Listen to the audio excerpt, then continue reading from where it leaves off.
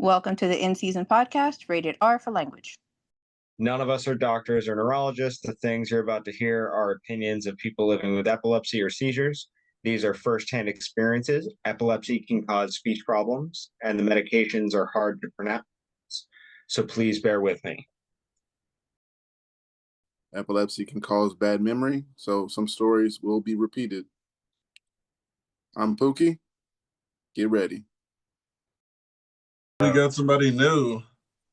Oh, we do? Yeah. Her name is Nicola. Oh, hi, Nicola. Can you hear me now? Yep, hear you perfect. So I'm from the UK and I posted earlier about my cat sensing my seizures. Yeah, okay, yeah. I Yeah. responded to that. Huey. Yeah. Say hi. How you doing today? Yeah, I'm good. For our new people, we usually start with when was your last seizure? What are you taking? And when were you diagnosed? So I started having seizures in 2012. I was punched by a drunk man and the back of my head was smashed through one of those big red British phone boxes. I take eslicarbazepine because I'm allergic to Keppra, unfortunately.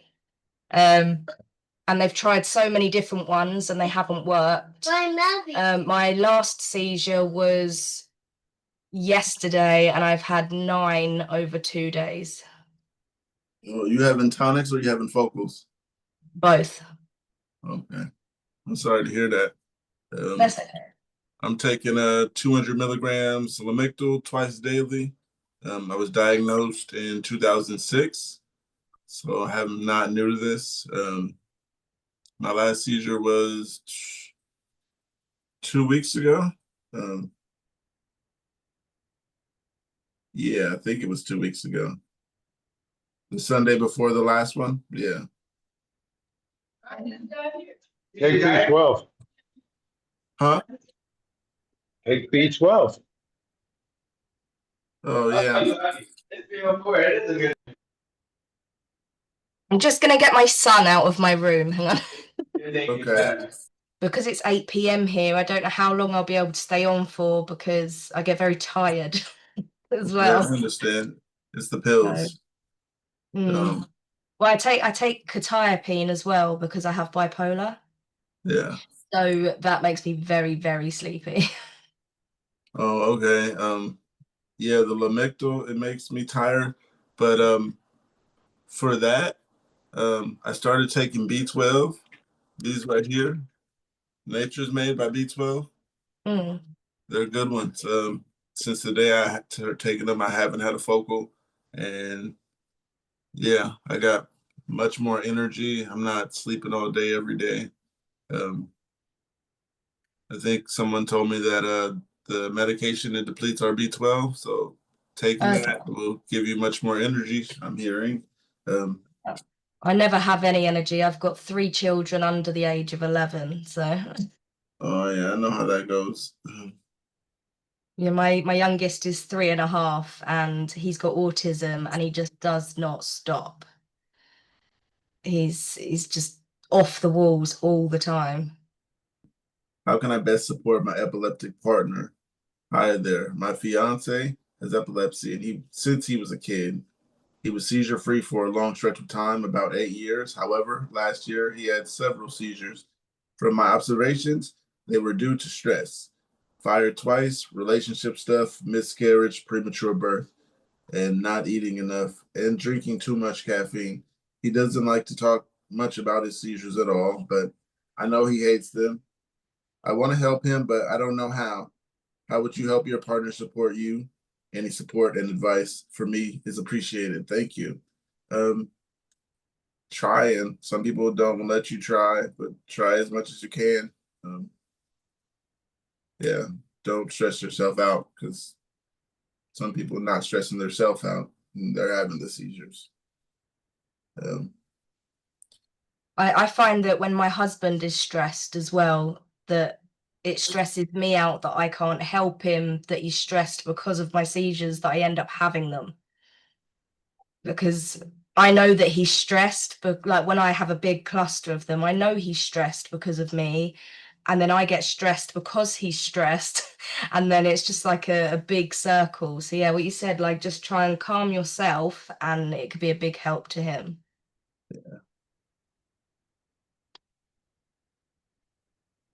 Gonna go through some of the comments. This person says, as someone who has epilepsy, I guess I can say what I wish my partner would say when I don't want to talk about it. I guess just reassurance. Having seizures for me is like a drunk night out, blackout. The next day I have no idea what happened. Did I pee myself? Did I hurt you? I'm so embarrassed. Just a quick, I hope you know things are gonna be all right and your seizures are coming back and it's been a lot and I'm not going anywhere. I know they're scary, but doesn't make me scared of you. I love you. And when you're ready to chat, maybe we can chat about ways I can be better support for you. I'm also a woman, so what do you think? What do you know about a man who needs to hear? A man who needs to hear that? Yeah, like you said, just got to be there for support because at this time, mental support is a big thing. Because how new are you to this? I forgot when you said you were diagnosed. Oh, so I'm only new to this page. No, I mean, I when were you diagnosed? 2012. Oh, okay.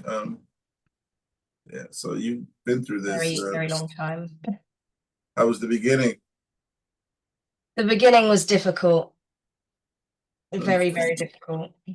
Yeah, I was having constant seizures like every day. You know, there was a point where I had to stay in hospital because I wouldn't stop fitting, you know. And I think I mean, I'm not saying that it's not difficult having this all your life, but I think because it was sort of thrust upon me from an accident, I think that's why I struggled to cope with it because I was never supposed to have it, you know?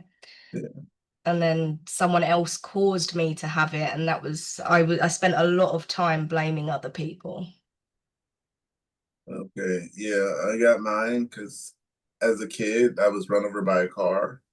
And then I believe I was told I had one when I was in the hospital when I was 5. And then I didn't have any more until I was 16. So it was bound to happen, but I made it to 16 without having them. And now they say I have what they call encephalomalacia on the right side of my brain, which is soft brain tissue. Um, and yeah, just been dealing with that. And just don't let yourself get stressed out by it because it will. And I've been there, but 20 years in, I've pretty much gotten to a decent point to where I'm not having as many seizures. Like yearly, I'm between 3 and 5, and I'm trying to keep it there. So I don't gotten know. much better. I make jokes about mine. You know, people say, "Oh, why do you make jokes about them?" And I said, "I'm still going to have them if I'm miserable." You know, I'll say things like, "Oh, if I have one in the bath, just throw your clothes in and some washing powder," you know, things like that. And I'm still going to have them if I'm miserable. So there's no point being like, make light of the situation. You're going to have them whether you like it or not, you know. Yes, yes. So yes. I tried to stay upbeat about things. Anne, Raven, and Reese, you guys want to introduce yourself to the new person? Yeah, do you want to go first, Dan? Oh, I've been off for a while. I haven't come for a while because things have been pretty fucked up. How you been? I don't know if it's okay to curse. Is it okay to curse? Yeah, Reese, you know that. Yeah, I mean, with the new person is what I was asking. Oh. But yeah, I've been having a rough time, been getting more seizures. I had a pretty bad one pretty recently. Everybody knows that. Fell, hit a bunch of stuff. Have a pretty bad. It showed up pretty bad when my wife got home. So yeah, we're trying to change the meds to see if that can help. I have a cyst, which is they say is making it worse. They say it's not cancerous. I don't really understand the difference between cancerous and non-cancerous at this point because of the way that doctors use words. Some call it a tumor, some don't. Some call it a cyst, I don't get it. That confuses me. The point is, there's a lump in the brain that's making the seizures worse. They want to take it out. We named it. Like you, Anne, we're trying to be upbeat because if you're not, it's still happening, so we might as well be. But some days are harder than other days, and like yesterday, I had a really rough time because I was like, this shit's still happening. This shit's gonna keep happening. Why did I get stuck with it when other people didn't? And I just, some days you can be upbeat, some days you can be pissed off, some days you can be down, and it's just kind of, it is what it is. So, I've been having a rough time. I live in Boston, so I've been moving because mine showed up right about when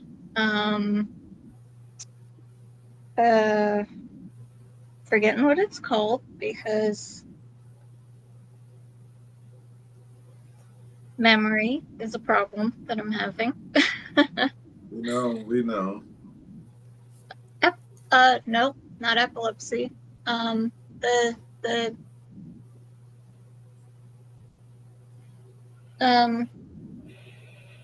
COVID?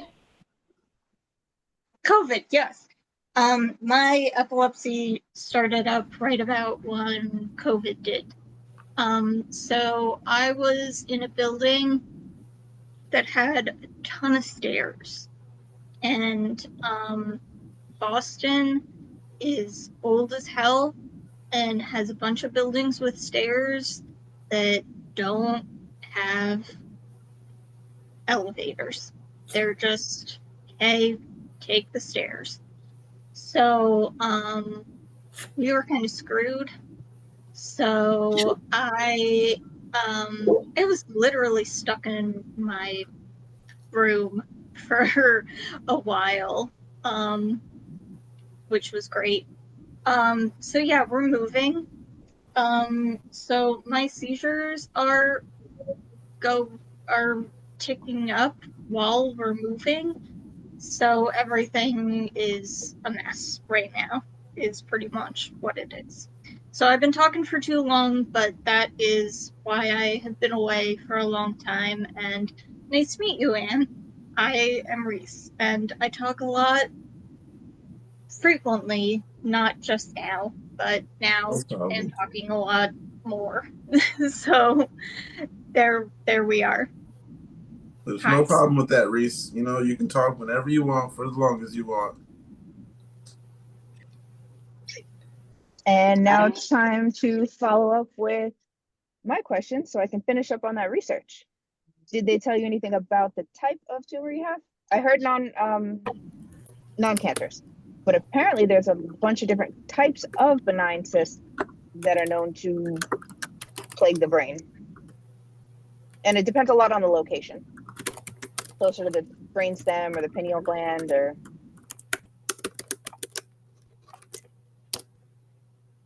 Any more info I might have missed on where that tumor is? Or the cyst, rather? Sorry, I was looking for the mute button. Yeah, no problem. I think it's toward the brain stem, but I could be wrong. but that's where I think it is. Yeah. Okay, so does dermoid or epidermoid sound familiar? One of those sounds familiar. I don't know which. Is it? They're opposites, so that's not helpful that I can't tell you which. But Well, it sounds like epidermoid might just be closer to the surface, but they're both close to the brain stem. And they say these cysts, which are a type of germ cell tumor, I don't know what that means, develop from ectodermal tissue and contain various tissues, generally slow growing and harmless. They cause problems if they grow large enough to compress surrounding brain tissue or rupture or become infected. So it seems like that's a big difference too on a lot of these cancerous versus non-cancerous. The cancerous ones grow and like just cause a lot more problems a lot sooner, it sounds like. So they didn't give you a good explanation on that though? there, it's one of those things where it's like different doctors give different amounts of information, and it's like some doctors are just like, don't tell you anything. They're just like, hey, you have something in your brain. We want to take it out. And you're just like, could you explain something? Elaborate? Like a little bit, just a tiny bit, and then everything goes horribly wrong. My surgery went very badly, and I was in the hospital for a very long time. And it's like, maybe you could have given me more information, and I could have made a decision about this. And now they want to take the other half of the cyst out, and they're like telling me that they have to do it sooner because they have more information about where it is right now. And if it grows, then they're going to have less information. So they're already And giving you a game plan or just telling you what they know and coming up with some kind of strategy?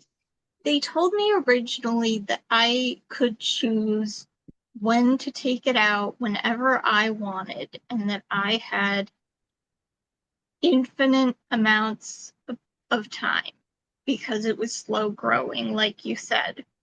And so we were saying that we wanted to wait because the first surgery was a clusterfuck.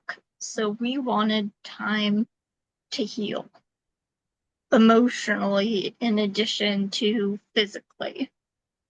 And then now they're saying they understand what it looks like and what they need to do because of the first surgery. And if they let it grow, they won't have that understanding anymore. So they need to do it now. So that first visit sounded too good to be true, and the second visit proved that it was. Yeah. That So now they're saying it's a more imminent thing. yeah. So now they're saying the surgery that was a clusterfuck and kept me in the hospital for months and made everything a mess, made it so that I am more so it's more likely that I need to be back there sooner, which seems ridiculous. They want to do this second procedure at the same facility where everything went wrong on the last surgery? Yeah. Oh, second opinion much? Wow, that could definitely be another reason to want to hold off. Yeah, Raven's chiming in. Hell no. Yeah. Oh, that's a lot. The first Oh, you guys were, I forgot what was happening. I think we were introducing ourselves to Nicole. Nicola, I'm sorry. Yeah. Um, the icebreaker today was, what was the best thing that's happened to you this year? Me? Everybody. The worst thing or the best thing? Best thing. The best thing to happen to me this year was probably getting Chewy.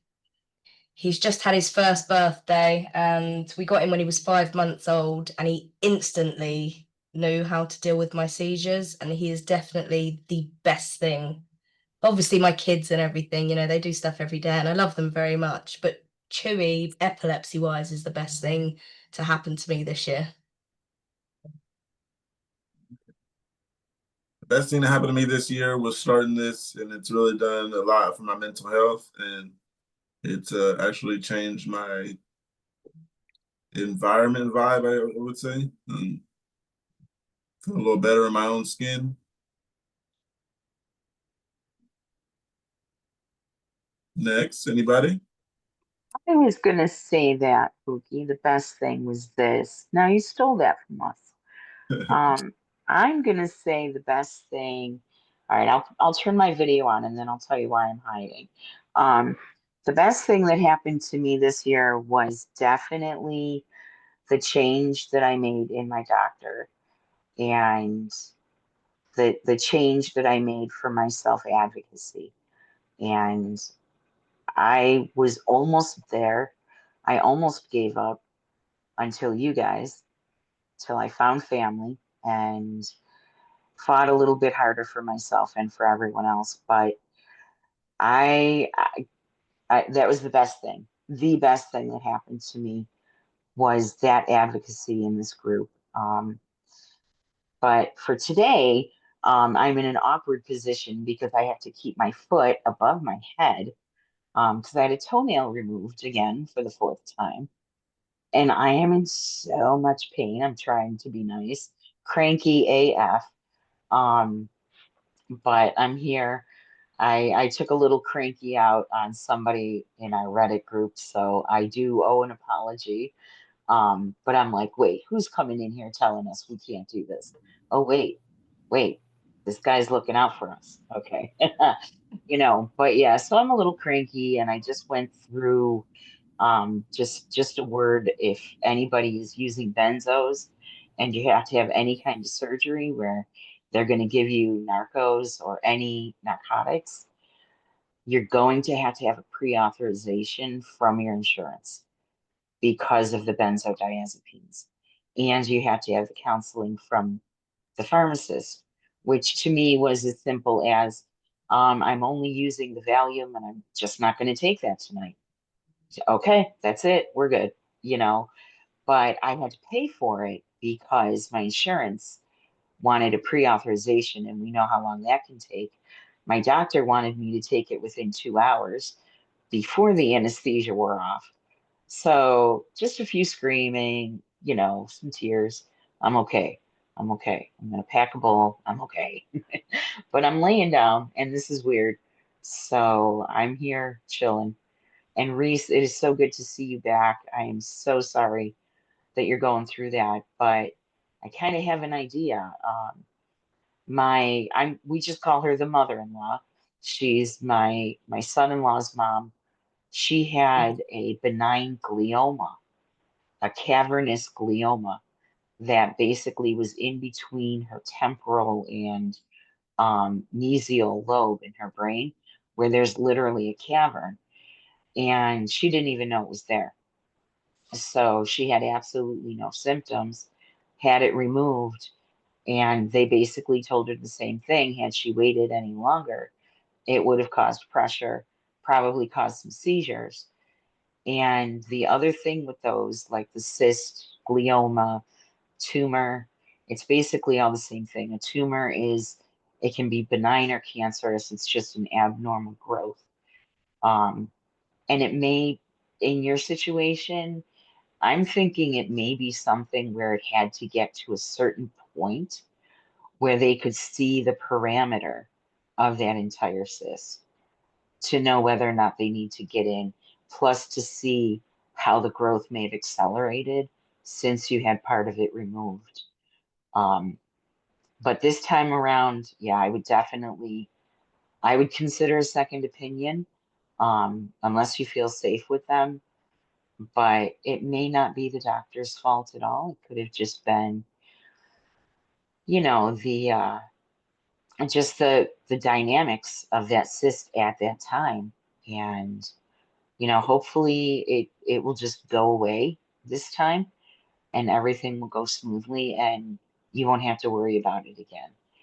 But it could be stuff like that, like sometimes they don't see everything until that thing gets a little bit bigger and gets in the way of other things. So I'm just gonna send you those positive vibes. I don't want you thinking, this is just everything is fucked up, but it's not. We got you. Thank you very Another much. thing, I appreciate that. Love you much, Reese. Reese, what's the best thing that's Yeah. happened to you yet this year? I feel like I'm being self-congratulatory and dramatic, but the best thing is it just is the fact that I got out of the hospital. Like that, I mean, the fact that I got to come home, that's the best thing. Raven, you there? Yeah, I'm here. Did you get the icebreaker? Yeah, I've been sitting here trying really hard to think of like literally anything good that's happened to me this year. It's been a shit show. Um Honestly, this is gonna sound like really cheeseball, but I think the best thing to happen to me so far this year is being diagnosed with epilepsy. There has obviously been something wrong with me for like a really long time, and this makes a huge difference in my treatment plan and my disability case, but also um, even though I am not a fan of most of the side effects of the medication, especially like increasing my dose a couple days ago has made me really jittery. But the the medication in general is helping me like sleep through the night better and have less daytime sleepiness as a result. So I've been able to like be slightly more awake when I'm around my family, and that's huge because I was previously like sleeping all the way through dinner and just like waking up long enough to eat some food and then back to sleep, and that has been really the pattern for years. So this is like the last month or so I've started to feel a little bit less sleepy.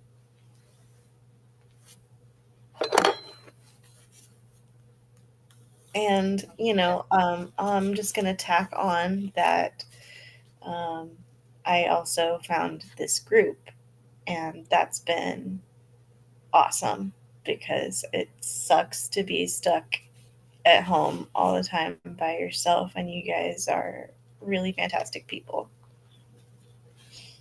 Thank you. Thank you a lot.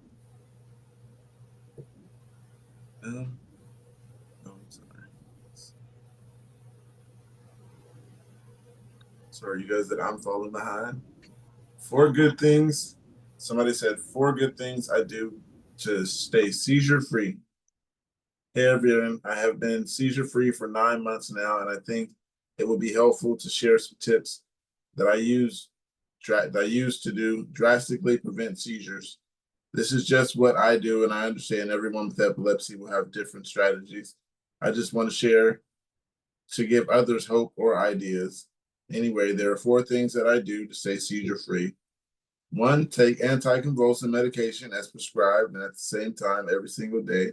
I take Keppra 500 milligrams twice a day, and I never have missed a single dose for 9 months and have no seizures or even feelings that seizures is coming on.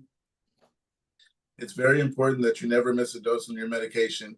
Number 2, getting good sleep every single night. I make it a priority to get 8 to 9 hours of sleep every night. If you're like me, then sleep deprivation is a big epileptic seizure trigger. Get sleep, it's important to everyone. Number 3, eat healthy and balanced diet. This is a very subjective, but I think that eating a healthy diet is good for epilepsy and good health. It's lots of avocados, eggs, fish, and lots of food protein. I'm reducing carbohydrates intake, and I don't eat dairy because I'm allergic, but foods with healthy fats are good because it makes your body use fat as energy as opposed to carbohydrates. It's supposed to be good for seizures. Number 4, avoid alcohol and recreational drugs if you can.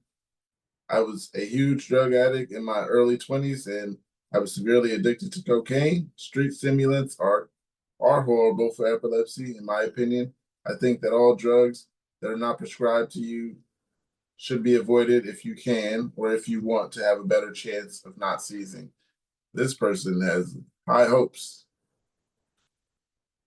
You got to know your body. This person is passing out advice like 9 months is a year. To each his own. Everybody's body ain't gonna work like that. I eat when I'm supposed to.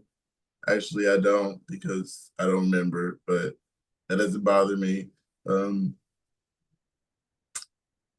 Yeah, I take my pills and I do everything I'm supposed to do. So this guy telling everybody that this is what's gonna work for everyone, I don't think that's the case. I agree with the It's diet one. it's That's made a gonna difference for me. Go ahead, Reese.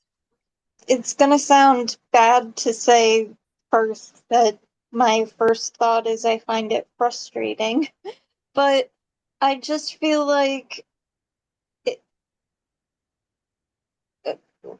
we don't get any breaks, you know? Like, the thing that frustrates me most about epilepsy is you don't get to say, oh, I don't feel like it.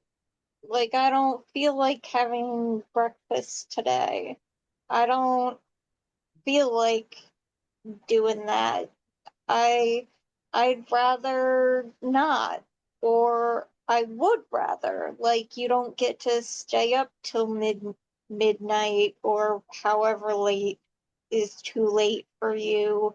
You don't get to vary. You have to stay on line, otherwise you have a seizure.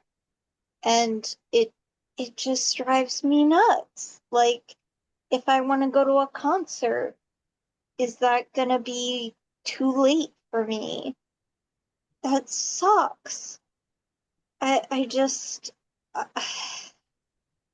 it's a bummer. Something you said about concerts. So growing up, I went to a performing arts college and I was going to go to a performing arts university. And then because of my accident, then I couldn't do that anymore because of the lights and things. And, I don't have a problem with staying up late, but the whole concert thing, I would love to go, but I avoid them purely because I don't want to have a seizure and then have all that fuss surrounded by it. Like it really, really embarrasses me if I tend to just try and stay home now unless I have to do a school run because I'd rather, when I'm at home, an ambulance doesn't always have to be called. When you're out, someone calls one every single time, and they insist on taking you.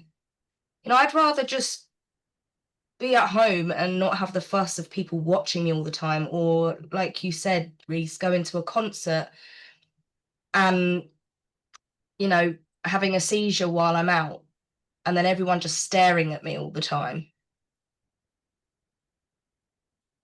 I know what you mean. Even at the hospital, literally at the hospital, I've had too much of a reaction because of a seizure. I had a seizure in the waiting room for an MRI, and everybody, like within a second, there was just a swarm of people. And my wife was like, they have epilepsy. This is not, we're here because of their epilepsy. Like, this is normal. I mean, it's not fine that they have epilepsy, but it's fine that this is happening. Like, don't freak out. And they freaked out. There were so many people, they swarmed. And they were asking all these questions and they were doing all these things. And it's like, and they didn't do my MRI. I had to come back a different day for my MRI, which is so annoying. Like, and this was at a medical institution. Like, nobody respects what you say or understands epilepsy. Like, it's so frustrating. I have the complete opposite problem with a hospital. You know, it's like, so I used to drink a lot. And I mean, you know, I'm fine now, I'm sober and everything, but I used to drink a lot. And they would always just assume, even like now I'm sober, if I have a seizure, they just assume that I'm drunk. You know, like they should take each case individually. They shouldn't just assume that you've been drinking and that's why you're behaving a certain way. Like I nearly lost my children because I'd had a seizure and the paramedics had accused me of being drunk, and the social services nearly took my children away. And they did a toxicology and it came back negative. There was no alcohol in my system, but I'm tired of being like typecast with things. You know, you do so well to stop doing something and then you're just being accused of doing it anyway. You know, it's just, I just get fed up with hospitals now, which is why I don't bother going at all. Question. Yeah, I try not to go, but it's not my option. You've got people around you who send you instead. Yeah, I don't have that option, so usually go. But Toaster, hey, how you doing? Doing The good. icebreaker today. I have a question today first. was, what's the best thing that's happened to you this year? Oh, this year. Best thing that happened to me this year is finding you guys. I don't know, and also the house that we just moved into. This is pretty awesome house.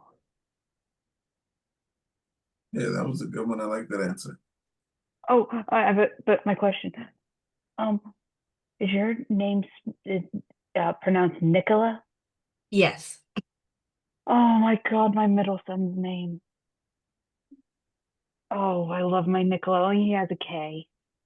Still, he's my soul son. If you need if I had been born male, would have been my Nick. Well, do you know what? Fun fact, my name is actually, my family is French and it's a male name in France.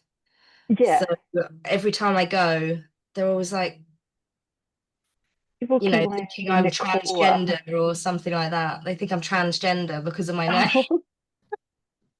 I'm like, no, I was born a girl. No. Right, just gonna say, Chewy and I are going now because I need to go to sleep. Oh, sleep is good. Is that what your kitty's saying? Thanks for coming Yeah. by. Nice to see you. It was nice Nice to to meet see you, you. Nicola. And Thank Chewy, we'll you. get some more votes. Oh yes, please do. Thank you. Yep, I'll let everybody know. Check in when you wake up. We might still be here. They're not I will. joking.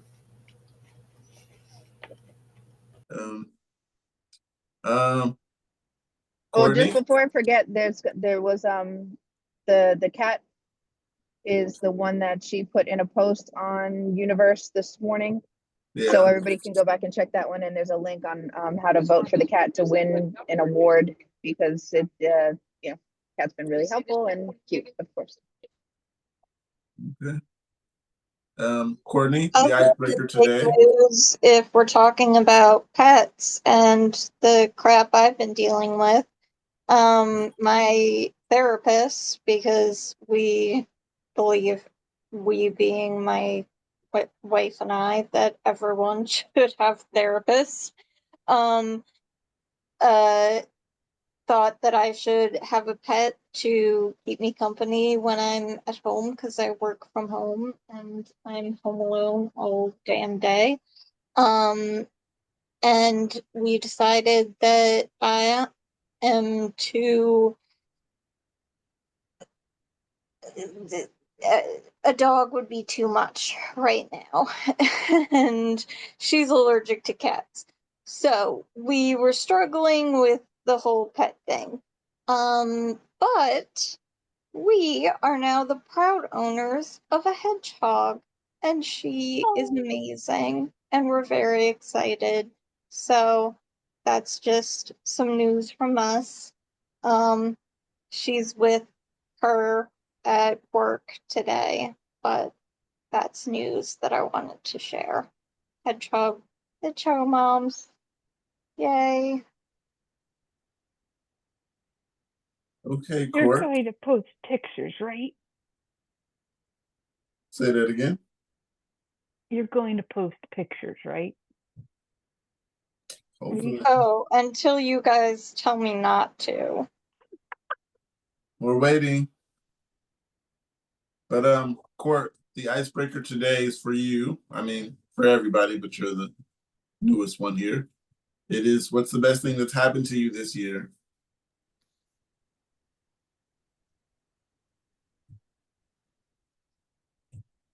Mm, The year's not over, so let's so hope some far. shit happen. Don't deflect. So far. What's happened so far?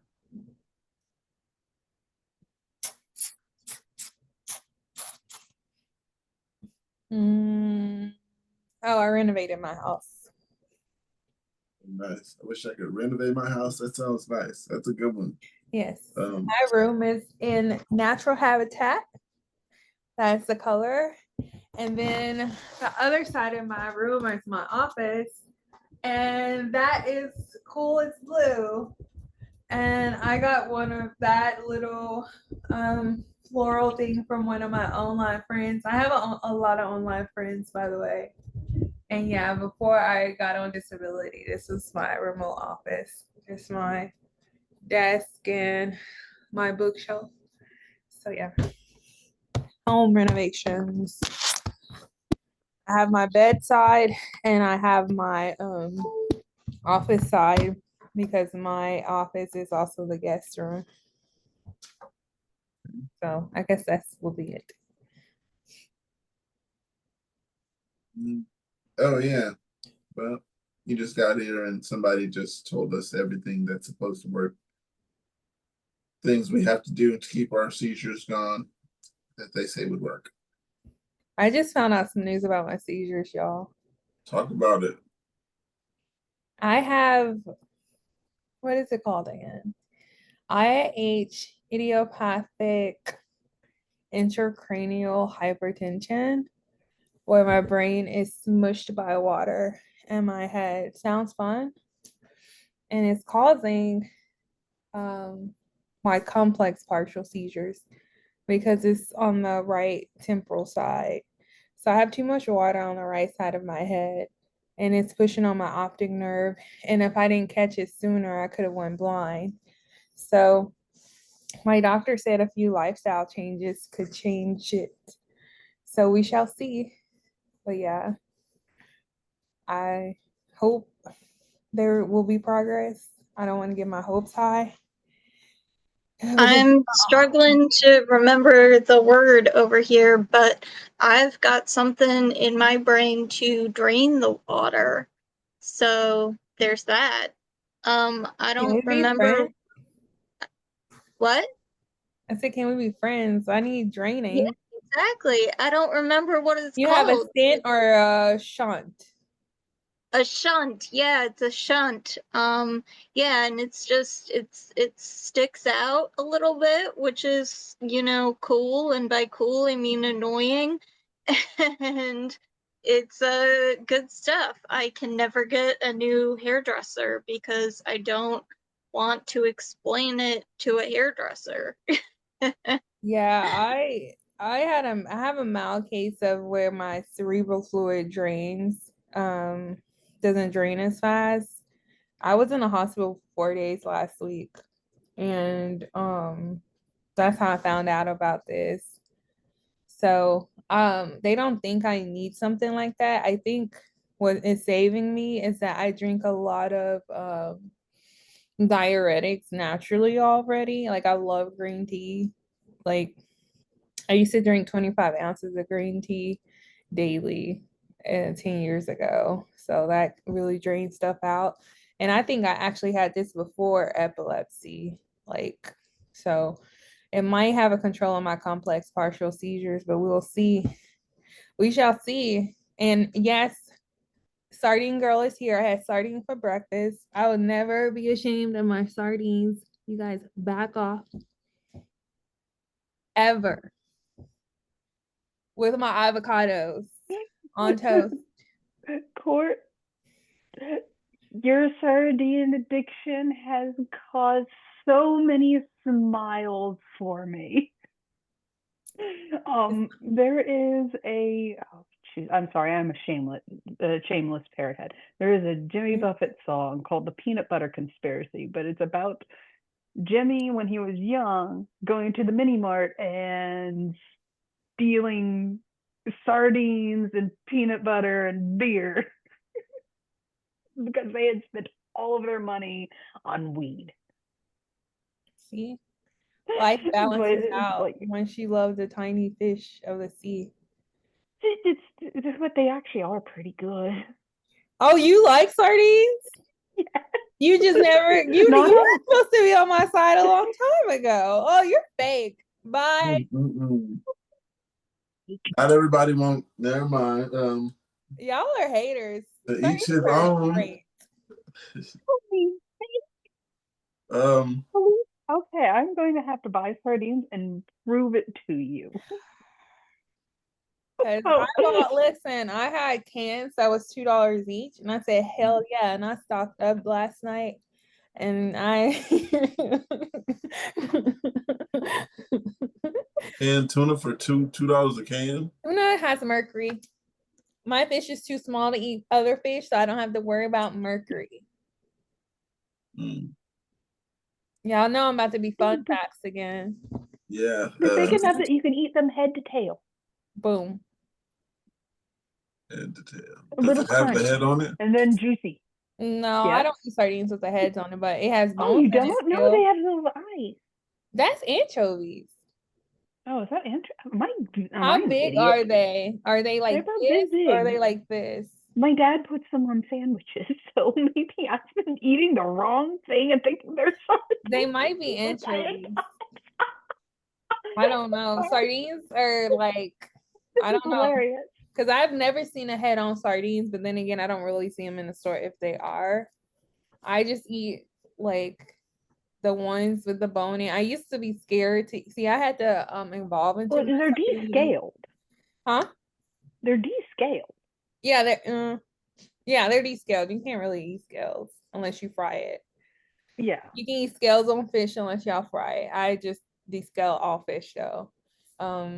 The sardines I eat them. I used to eat them boneless, skinless. That's how you get introduced into them, right? You like, okay, I'm scared. Let's just eat the boneless, skinless ones, and then you find out calcium. We struggle with our minerals, y'all. Is in the sardines, and then boom, you're getting your electrolytes and minerals. But hey, what do I know? Big words with the electrolytes. Yes. So I don't know, y'all. I'm hoping that this new discovery will be a thing because basically my temporal lobe, water's pushing against my temporal lobe on the right side and it's herniating it. Of course, I went to my doctor and she talks to me like a peer. So I was like, is my cella partially full? She's like, yeah, I saw this a long time ago. She's like, you're my patient I like talking to because you know what's going on.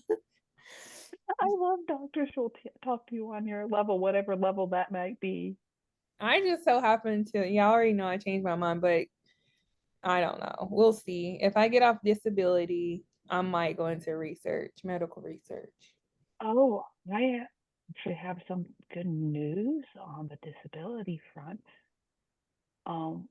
With me, I've always been just denied automatically, but this time, my mom's helping me out, and they've been gathering doctors' records.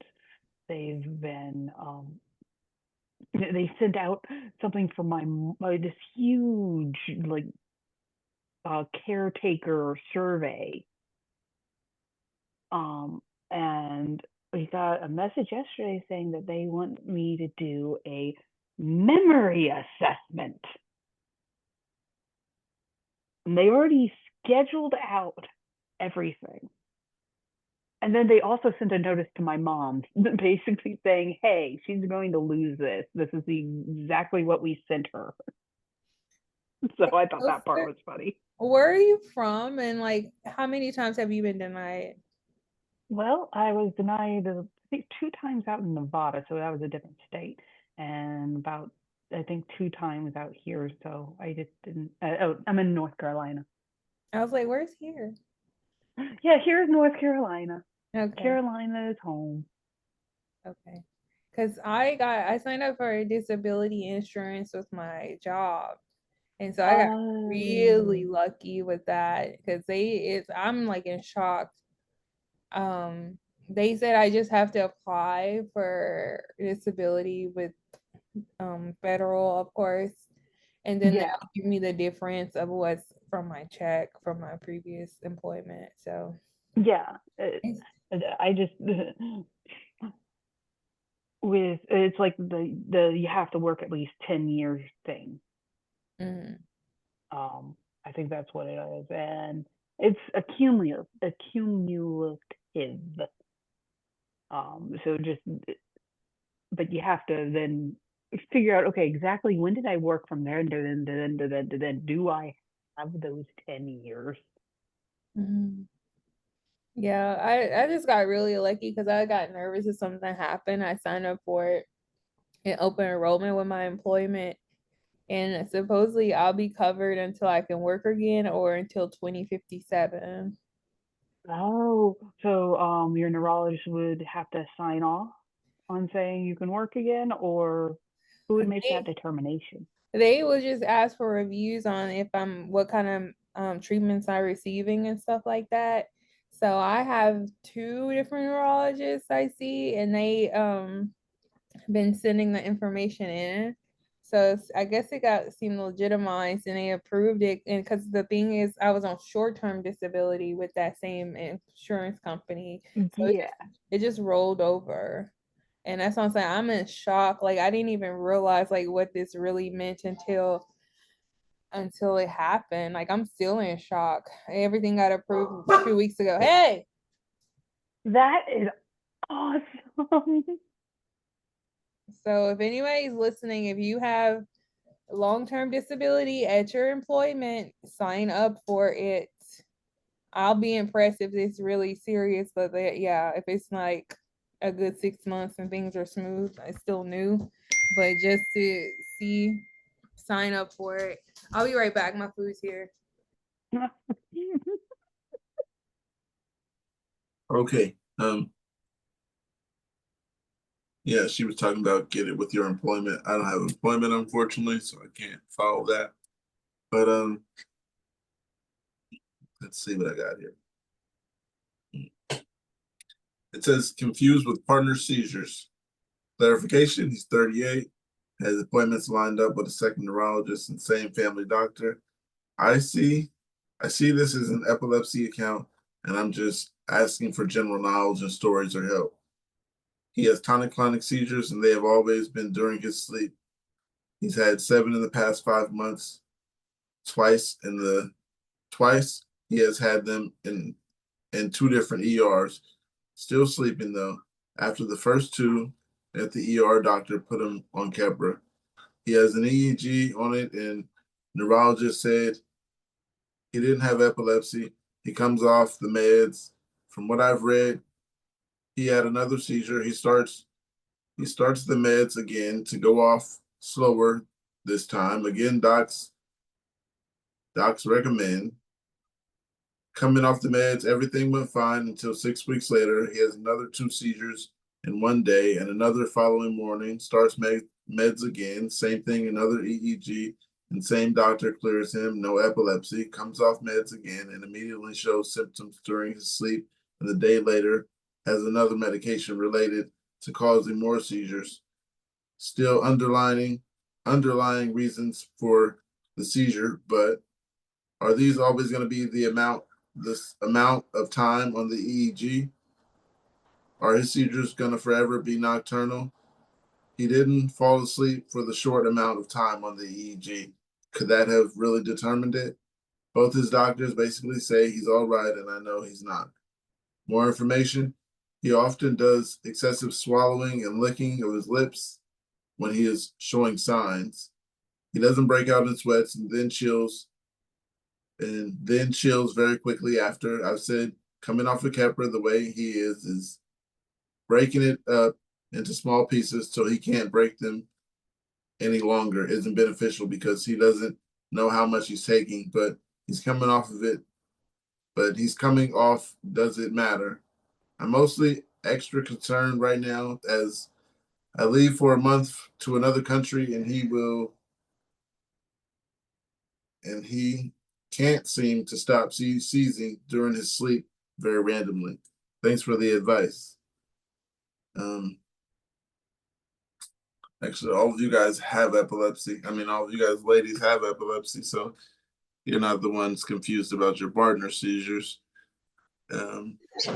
Yeah, I mean, I had nocturnal epilepsy to start with, so I guess I can talk about how that worked out. I mean, it started only nocturnal like that and is now all these different types happening close together, which is not helpful or doesn't make you feel like it's gonna go well. I guess what that makes me able to say is that all epilepsy is different and can lead to different outcomes. Some people have the same thing happening over and over for a very long time. Some people can have something that changes over time. It's very difficult to know what's going to happen because everyone's epilepsy is unique. And I know that makes it very scary. A lot of people resort to cameras. I would ask those people to talk about that because I'm still trying to decide if I think that's okay or not okay exactly, but something that I want to do. But a lot of people do resort to putting in cameras so that they can see what's going on in the room of an epileptic when you can't be there. There are also some devices that can detect or claim they can detect seizures that you could potentially look into. The only other thing I could say is if they're nocturnal, at least you know that means that nothing is happening that is immediately harmful, you know? He's not getting a bunch of bruises and bangs and bruises and stuff. You could try to get a pillow or something that could make you confident that he wouldn't fall out of bed. I have one of those. Though that's all I can say. How do you suggest your significant other trying to help you? Oh, let's see. Yeah. I mean, the camera is something that Kate wants to do. We're talking about that. Just being there to kind of understand what he feels like he needs out of what I just listed, I guess. I know that doesn't seem useful to you, but a thing that I am struggling with currently is that I feel kind of like a baby. Like I don't get to do things because everyone's afraid that something might happen. So there's a constant push and pull between what you need to do to feel okay yourself and what he needs to still have to feel his own freedom. So I think what you need to do is sit down and really talk with him and make it clear that what you're trying to do is keep him safe and make sure that you don't do anything or put anything out that makes him feel like a child. That's the best I can do. Angel, what about you?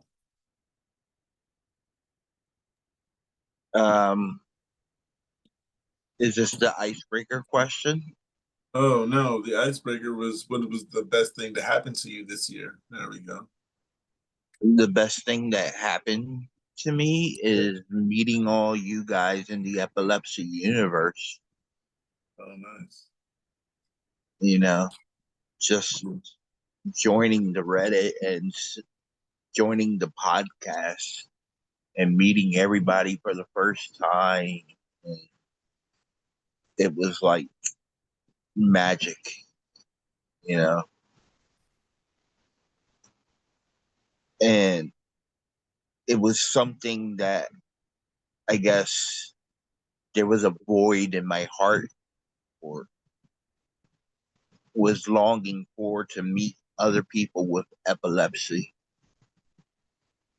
Just to know I wasn't alone in that department. And I got it this year, you know.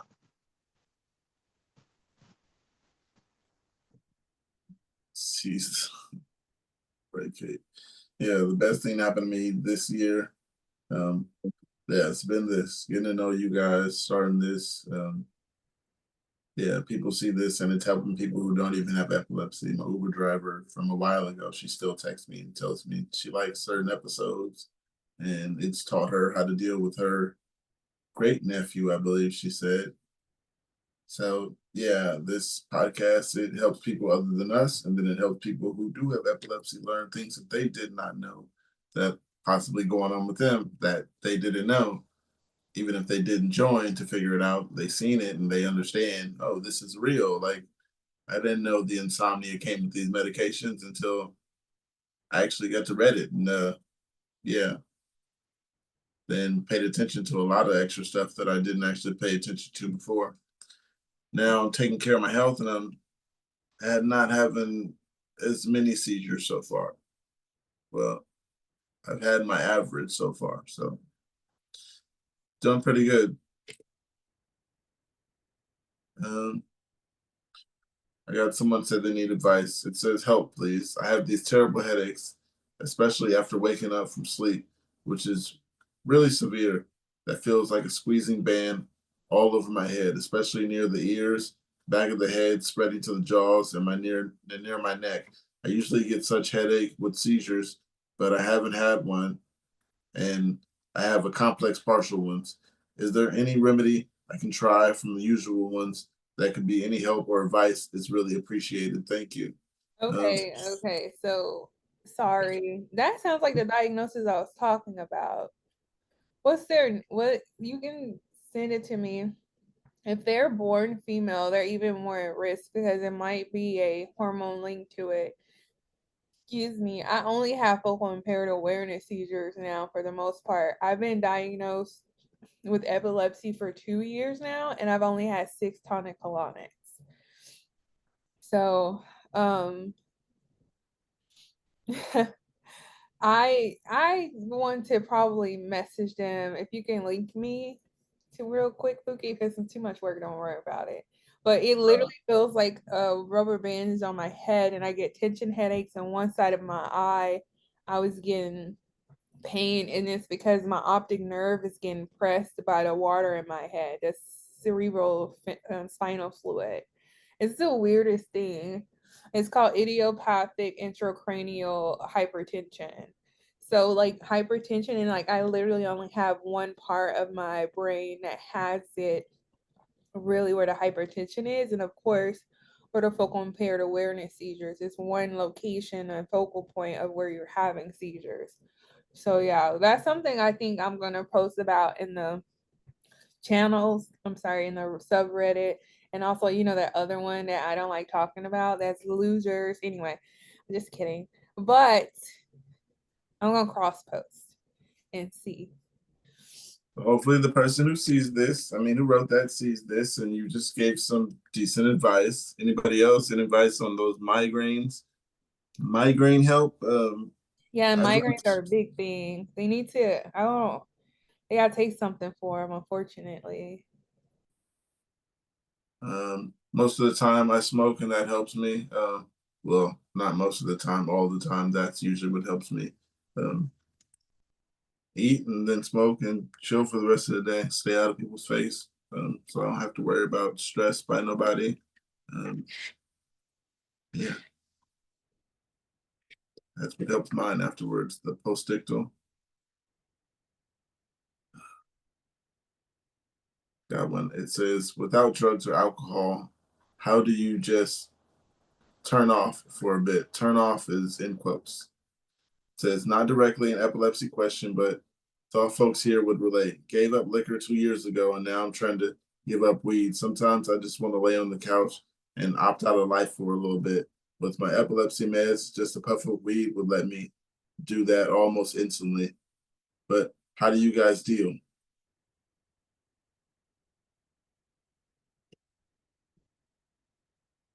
How do you guys deal?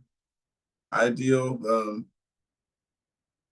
I stopped alcohol and nicotine, so I don't necessarily use cigars now when I smoke. So pretty much helped me get to this point. It's water for I'm gonna. me. Usually, Oh, go ahead. yeah, sorry. Yeah, water definitely. Heat. I have a thing with heat. Um, Being outside in heat is not good for me, but putting a heating pad or a hot towel around my neck or my feet will help me slow down. It helps get my blood moving. And if I do that and I grab a couple tension balls or like that therapy putty, it helps me put that energy there and I can focus on that. Because even meditation and meditation once I learned that meditation doesn't have to be the blank brain, learning simple things. And I used it today when my dermatologist was taking my toenail off. I was using vagal nerve stimulation. And here I am with a Korean dermatologist and a Vietnamese protege. He's actually a nurse that is working on his MD. Super proud to be around that guy. He's like, "What are you doing?" And when I explained to him, the dermatologist stopped and he's like, "Tell me how you do that." And I'm like, "You just take a really deep breath, you exhale as much as you can, and then you open your mouth ever so slightly and just go, like you're pushing out the last bit of air." And it helps to stimulate the vagal nerve. And he's like, "That is absolutely amazing that you can turn that on. And this is a good time to do it." So, I do a lot of that and just my simple exercises um, that I do just to keep my body moving. Otherwise, my muscles lock up. And, those daily things. And like when I'm super, super stressed out, that's when I have to sit down and sort it out and say, what am I feeling? Why am I feeling it? Um, how is it affecting me? And is it valid? Are these feelings, I'm not saying my feelings are not valid, but what is making me feel like this? Is it necessary? And, the cognitive behavioral therapy that I use every day, definitely I'm definitely catching on, but that vagal nerve stimulation, if um, you can find all kinds of ways to do it on YouTube. It's definitely worth learning. At least it was for me. I didn't kick my doctor today. You can also gargle and sing to activate your vagus nerve. I don't know if you already said that. I wasn't here. Yeah, that's another good one. Yeah, gargling, like putting your head back and just Mhm. yeah, or singing bass, any bass line. Um, hey, singing is good for anything. Music cures a lot of stuff. And yes, that's another good one. And we are warriors, so we will find a way. And that's one of my favorite ways. So yeah. But what else can we do? Definitely sleep. Yeah, I'm sleeping Cold now. showers. Cold showers is my favorite one. Oh no, forget it. Not for me. No, I I would be on like that. I'd be on the floor of the shower. No. But yeah, cold shower seems to have a really big impact on me. I just do it. Hmm. I stand 4 seconds on each side, and that's the way I do it. Humming. Somebody say humming, right? Yeah. Okay. Yeah, humming or doing like I call it the toad. It's like almost like the yeah, either toad or groat. I got a thing for, I am Groot because I'm Irish, so Green Man is very significant in our culture. So when what is it, Marvel Comics? I can't remember which one that did Groot, the Tree Man. That to me is like Green Man. And I already had stuff all over my house. And that's the noise that Green Man makes because he doesn't speak. He roots. It's like a "Rrrr," so I do the Green Man and get that when you feel it in your throat where it's almost going to make you cough. That's kind of what you want. And it's a lot like a VNS, you know, I mean, not the same intensity, but, and they have an external VNS. I think it's called Aspire, where and you can buy it like online. It's like $400, and you just run it down your vagal nerve, and it helps to stimulate that and helps release stress and anxiety. It's just not, yes, Guardians of the Galaxy. Thank you, Toaster. But I am Groot. Yes. And but yeah, definitely that vagal nerve has a lot to do with a lot of things. And if I can use it to calm me down and turn on those mechanisms myself, give me the power. You know, just show me how, you know. One thing I also want to think about is that y'all have heard of rest and digest versus what's the other one? My memory's Fight and flight. Thank you. Yeah. Have y'all noticed in nature there's no true, only humans rush, no other species rush. So Yes. that's something to really think about, is because Have you that not watched affects the your, squirrels in my backyard or my schnauzer? no, They rush.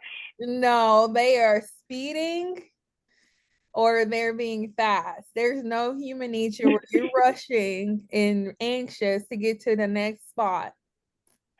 Right. Okay. Is Okay. that a I thing? get what you're Humans. saying. Only Well, humans do that, and that ruins your sense of intuition. You don't have the awareness to make really decisions to come up with certain things you may need. So that's something I've noticed too. And I've decided to stop rushing. Like in the morning, I start off really slow.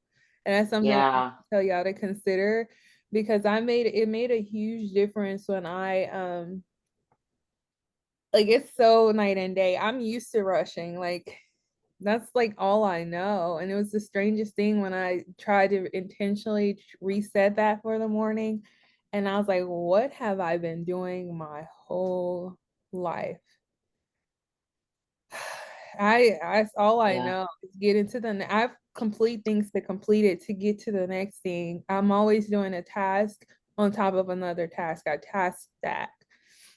I never just intentionally really just focus on the task at hand. Yes, exactly, Toaster. Mm.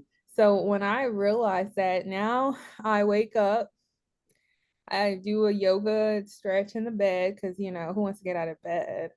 And then I do a 10-minute meditation. I do 10-minute yoga, and I don't touch my phone for the first 90 minutes of the day when I'm up. I eat and I do everything needed.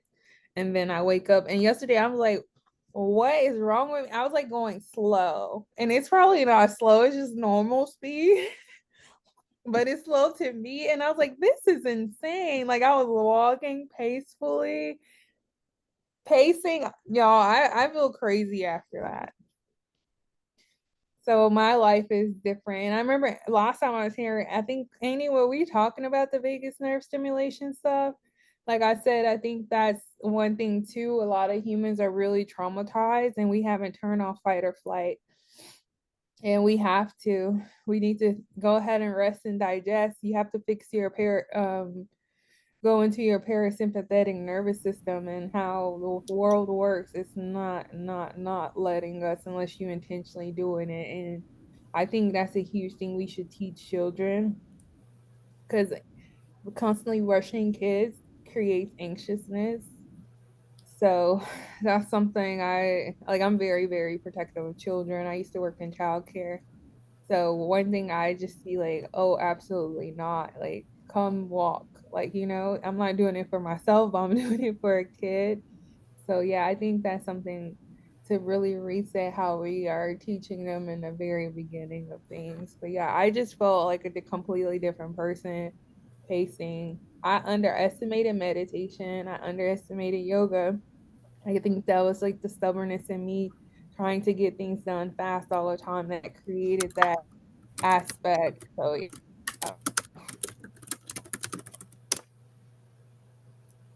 Great. I got something here. It says, "Am I gonna have a seizure?" Sorry, Toaster I had have her my hand chronic. up. Come again? Toaster had her hand up. Oh, go ahead, Toaster.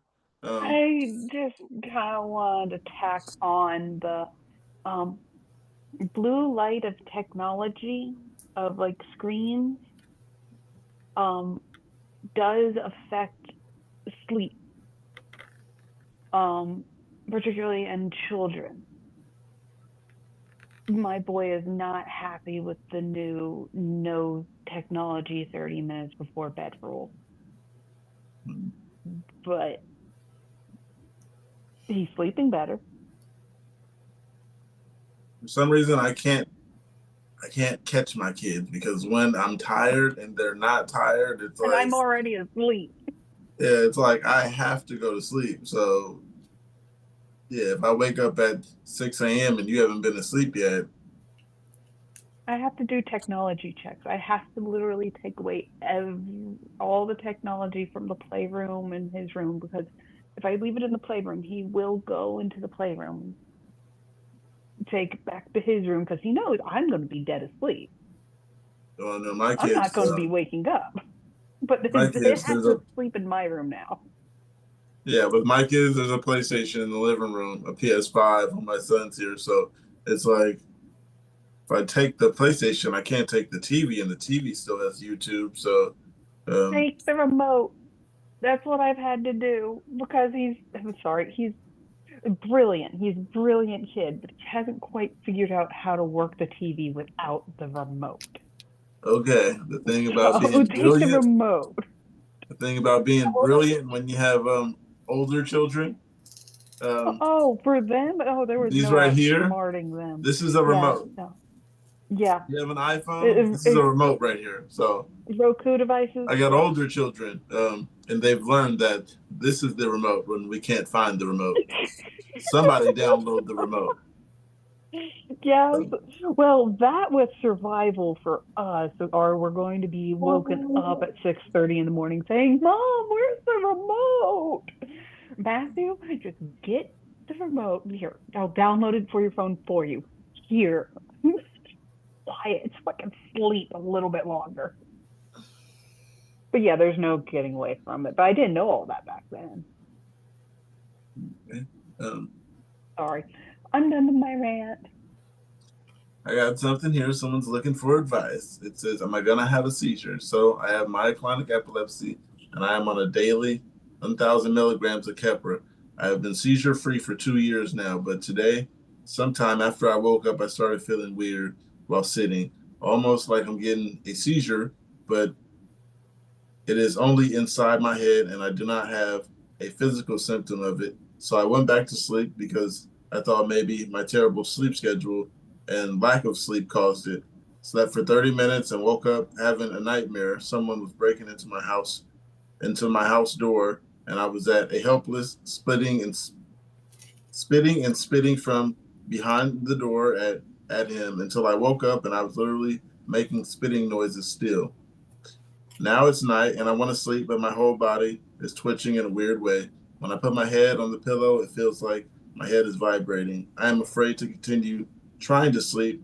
I don't want to wake up and see my family helping me from a seizure. Does this mean I'm going to have a seizure? I don't exactly have a problem with myoclonics. Anybody advice on myoclonics? To be honest, that sounds like anxiousness. I'm gonna also be honest. The worst if I ever get myoclonic, the worst it ever does is accidentally cause me to double tap when I didn't mean to. Yeah, I've had some prodromal phases that last a while. I remember one my daughter told me. Um, she was at my house, and I guess we were getting ready to go somewhere, and we were sitting down to have some breakfast, and I sat there and just picked at my food for like 10 minutes, and I never even ate. And I don't remember what happened after that, but she remembered, and she's like, "Yeah, that's not right. Something isn't right, you know." And I've had other prodromals where, it's like an automism. I can't say it. autonomous, yeah, where you automatically do it, like picking at your clothes, smacking your lips, licking your lips. I click my nails.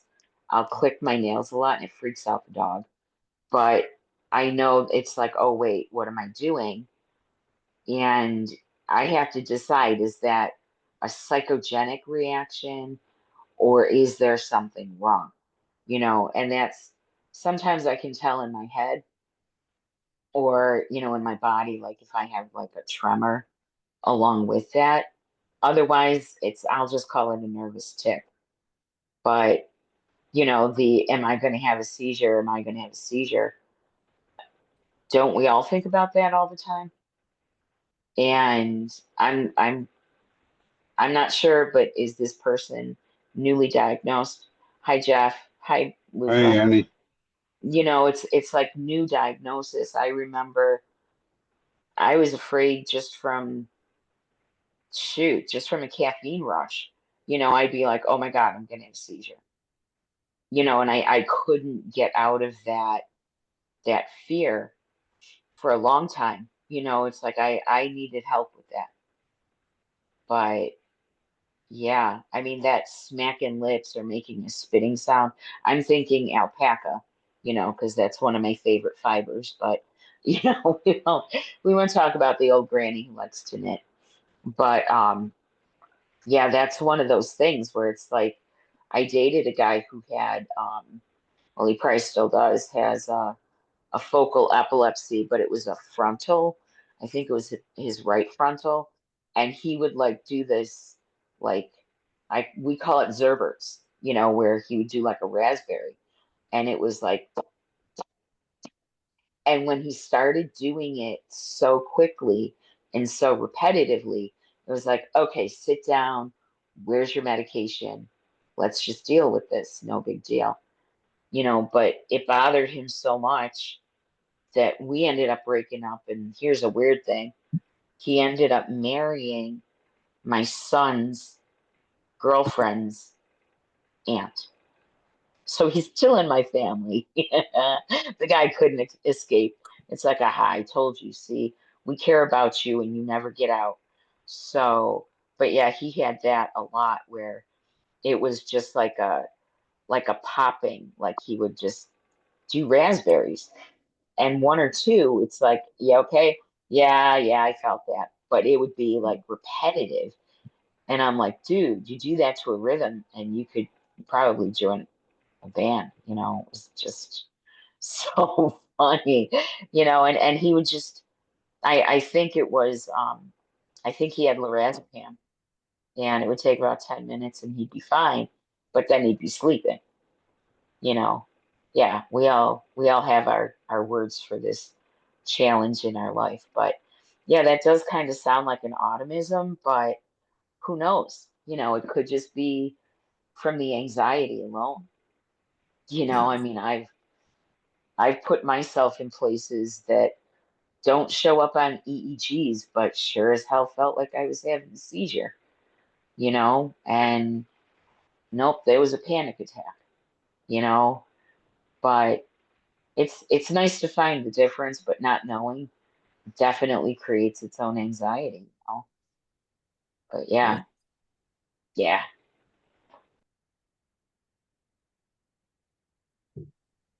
I have a quick Hey, question. Pete. I had an EEG over the weekend because, like I said, I was in the hospital. What do y'all do for the skin break? The what? The skin break. The skin when you break out from the sticker adhesives on your forehead. What is that? What do y'all do for that? Mine's hurt. Are you having contact dermatitis, you mean? I don't think so. It feels like it's not itchy. I thought contact dermatitis is itchy. Is your skin like flaking and off and like red? It'll feel like tiny bits. It feels like when I was 13 it started getting acne. Okay. Does anybody get that? No, personally, I don't. No, I had a totally different reaction to it. Because Yeah. well, last time I had it, I popped in all of them individually, and that seems to be the only thing to get rid of. Oh God, no. Oh, Court, go to your dermatologist. Um, I can't remember the name of it, but it's a topical steroid. I do have a spot that simply will not calm down, and it just happens to be the left temporal mesial area. And every time I have an EEG that's like a 24-hour where they use the glue and not the paste, I break out, and it'll be continuous for like 3 months. And I saw my dermatologist today for something else, but he looks at everything. He's such a great guy. He's like, all right, what do we got? And I said, oh, I totally forgot about that. He said, oh, then you must be thinking it's better. And he's pulling my hair apart, and he's like, oh, well, there is something wrong in your head because this does not look any better on your head. So I'm going to go back in, and he's going to inject the skin with the steroid in those areas Okay. because applying it topically, it helps, but it didn't get rid of that one spot. And it's about the size of, just the inner palm of my hand, right on the back of my head. So he's like, yeah, we'll just inject that. Is it And sore for you, Annie? is it sore? Yeah, it gets Okay. blistered. It doesn't always itch. I've got one over here Okay. that popped on me. The other thing is I'm very sensitive to the sun. Mm-hmm. So if I have that calmed down and I go out in the sun without a hat, I will break out instantly. By the time I get back in the house, it's like, oh, and I'm kicking myself because the only way to protect your scalp from sunburn is a hat or a Yeah. bandana. But Yeah, it's sore to yeah, the touch. That's why I was confused. yep, yep. And if it isn't itching, that's a good thing because mine would get so itchy. Um, and that was the biggest reason that he gave me the topical. But it's only when I touch that spot that's sore that it hurts. And that's why he's going to inject it, just into the dermis of the skin. So yeah. And then the other option is a chemical peel. As crazy as that sounds, we did that on my forehead because I had a tech after a 3-day ambulatory. He peeled off the 2 electrodes that were up on my frontal without using the solvent, and it took the skin with it. And I thought it was hilarious because it was just before Halloween, and I was living with my conservative sister, and I said, look, my horns are sprouting, but that's when I realized how bad, that rash could get. But once I went to a dermatologist, and he was like, oh, his famous words, I can treat that. And yes, he can, and he did. But there's, anything, you could start with like Selsun Blue. Even if you don't have dandruff, it's great for inflammation. Keep it on your scalp for about 3 minutes.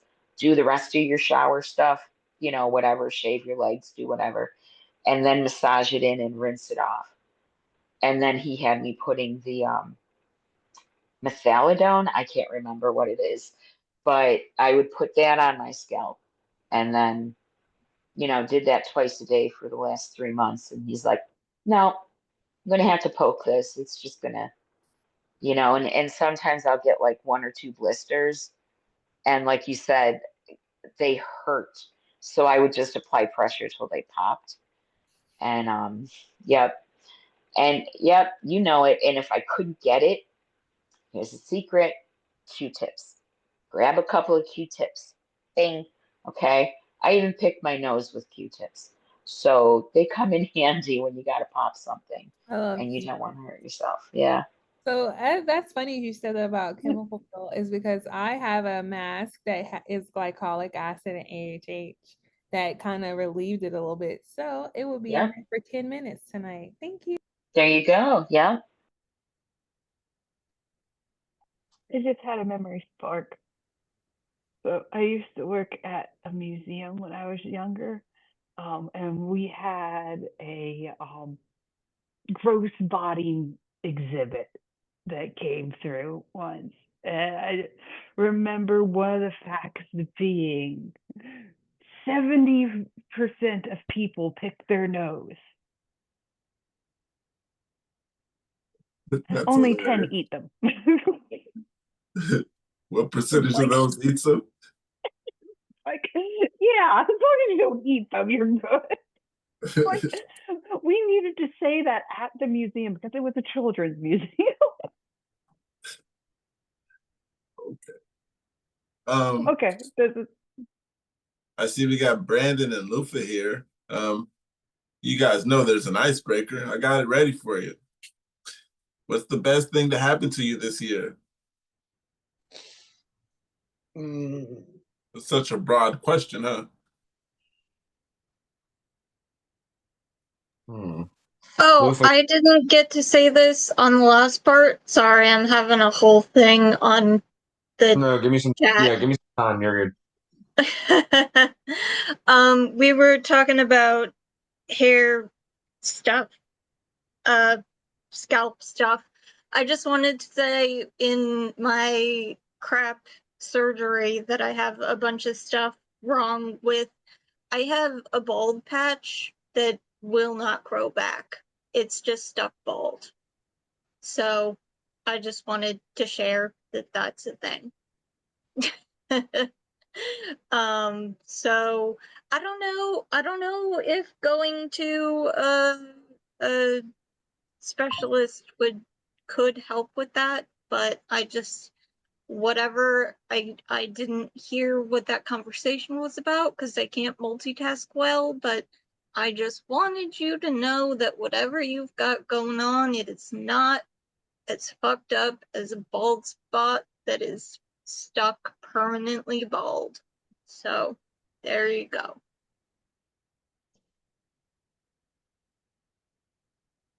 You ready, Brandon? Yeah.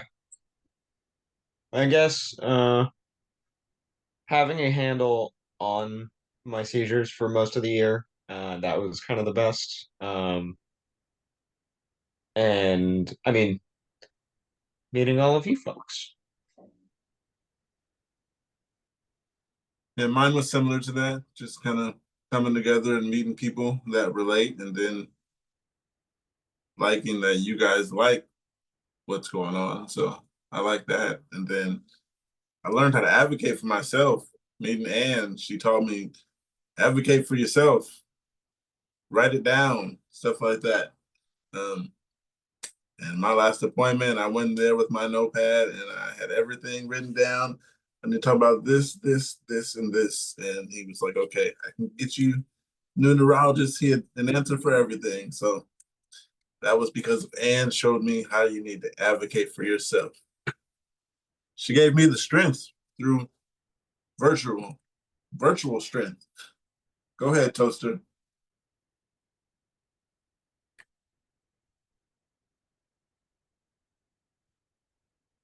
You're mute. You're not unmuted. Unmute, Toaster.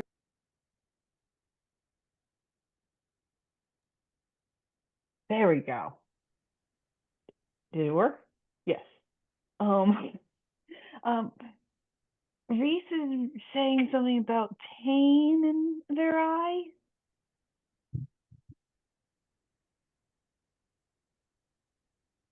And I know Lufa responded about her problems with her eyes, but I don't know if they're related. If that makes any sense. I don't know if they're I don't know if they're related either. I was just putting it out there as a I don't know what the problem is with the eye, but that's just the problem I have with my eye. I also have a problem where my right eye feels a lot heavier than my left eye sometimes, and it's like hurts. Like the right side of my face hurts. Do you But ever wear a patch? a patch? Yeah, a patch. You just No. keep it kind of there. No, but my right eye hurts a lot. Like usually the right side of my face hurts, but I don't know. All right, Luca. Anytime. Go ahead. No, I'm sorry. Go ahead. No, I was gonna ask you more questions, but you may answer them. No, I was just gonna say anytime I bring shit up to like my mom or like my doctors, they just kind of pass it off. So, Yeah, I don't know. People probably tire of me talking about this, but No. do you feel like you do you Never feel like tired. you get attention headache? I mean, I have severe migraines. So I get those all the time, but sometimes it's just like the right side of my face, like even in my cheek, Do it you hurt. have right temporal lobe problems? Like, or do you have focal impaired seizures a lot? I have focal seizures like for 5 to 10 seconds where I just stare off. I have those a lot. But yeah. What else was I gonna ask you? Have you ever seen a eye doctor that's also a neurologist? Optometrist? No. Oh yeah, they just work on eyes. An ophthalmologist, neurologist. No. Heard of that. Yeah, those are things that exist. What were you saying? Nothing. I was just gonna ask you, your eye feels like pressures on it. Yeah. Okay. I'm gonna just message you because I'm not gonna keep repeating this. 1 second. Well, like the whites of my eyes are also like bluish gray. And I have a gray blue ring around the like actual like iris or whatever, like the eyeball, which kind of goes in place with another sort of thing I have. But I think it has to do with my nerves and whatnot. Like all my tendons and all my nerves and all my muscles are just fucked up. So right now my the tendon in my knee has been ripped um a bit or torn somewhat. So I'm really thugging that out right now. Really trying to just champ this one out because I feel it all the time, but I don't know why my family does. I don't know how to get. I don't know. I don't know. I was gonna walk to. That's the problem. I have to fucking walk everywhere, and my goddamn knees all fucked up. So it's not really great. But I was gonna see if I can get like physical therapy for my knee or something. But I don't think my mom is too big on that or anything. But it's not her knee. Lupa, you make me laugh so much. If it was her knee, she'd want to do something. She'd want to get a fucking massage. She want I'm telling you, she would want to. She don't feel it. I literally have tendonitis in both of my wrists. They click. They click. And so do my knee. My knee is clicking now. My knee is clicking. My knee My should have ankle does clicked. that all the time. Yeah, my knee when I walk it pops out of place, so my whole Yes. knee goes inwards, and I'm Yeah, like, at random intervals. So it's like the ground just comes up. It's like, yeah. Sometimes and then you pop back up like I'm okay, and it hurts for a yeah. few more steps, but then you're fine. I'm like, hold on, guys, don't Sorry. worry, don't worry. It does that sometimes. Yes. Sometimes I it have does that with that. my ankle. But I think that my knee was fine before, but my mom and I went to the gym together, and I was like, show me how to do leg day. And she's like, okay, girl, I'll show you how to do leg day. And she put me on this one machine, and I was like, Ma, now we need to be careful because my knees aren't strong. You got to think of me as like I have arthritis. But I don't think she was thinking of me that way. I think she still saw me as her 20-year-old child. So she throws me on this machine, and it's like your knees are taking all the weight, and my left knee, the second I did the first thing, I just felt something like snap in my knee, and I was like, "Ma, get this thing off of me. Get this machine down. Take it off." Yeah, and that was the end of my gym day, and then I went to swim. Not the next day, but the day after, and my every time I would try to do the butterfly, or no, the breaststroke kick. Oh my, it was just tearing me to shreds. I couldn't do it at all. And the breaststroke is my favorite. Yeah, your knees go like this, like they gotta like a frog.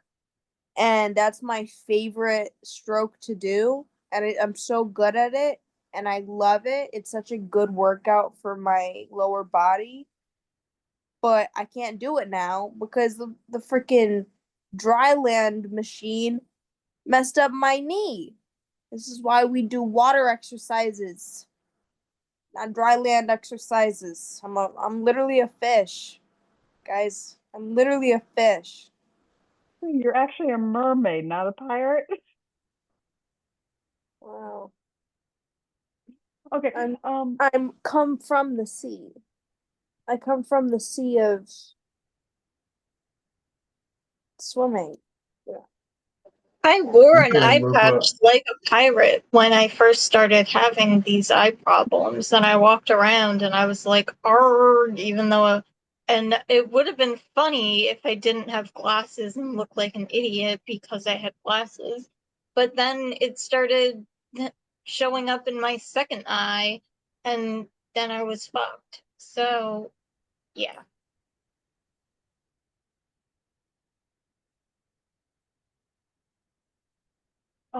Yeah. So I got a post here. Sorry, It says, "Come again."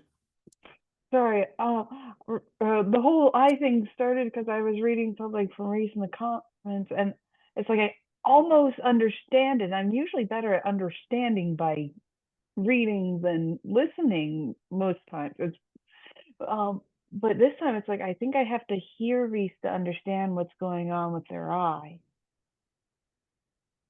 Yeah, for me, I learned And things Angel better. will be back. We need to talk on.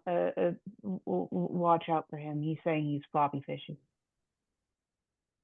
Yeah, I learn things better when I do it, like touching stuff. It's easier to learn stuff with my hands, using my hands to do things. Like maybe if I learned how to play a piano, I think I might remember more because I use my fingers to do it.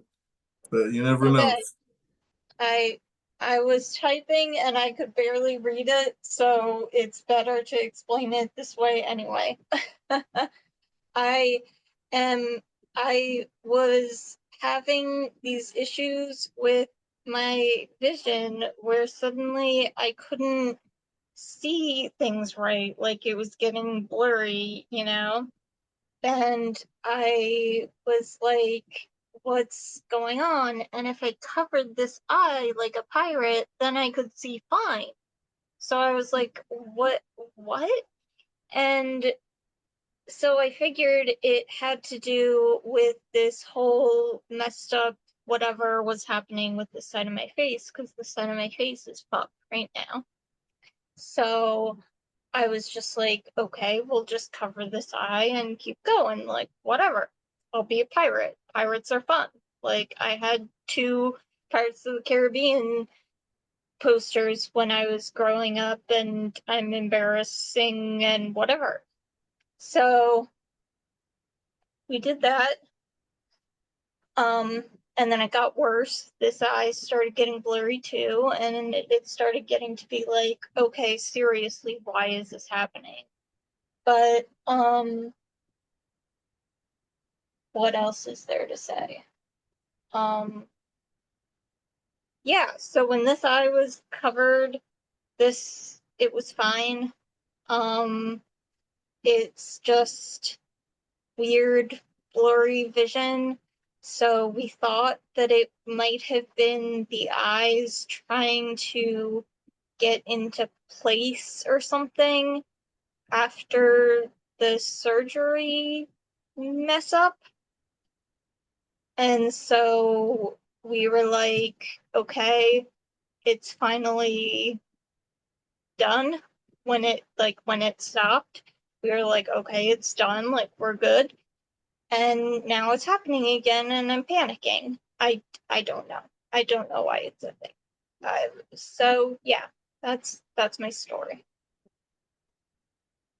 That was Reese. Love you, Reese. I don't even have the words for that. Thank you.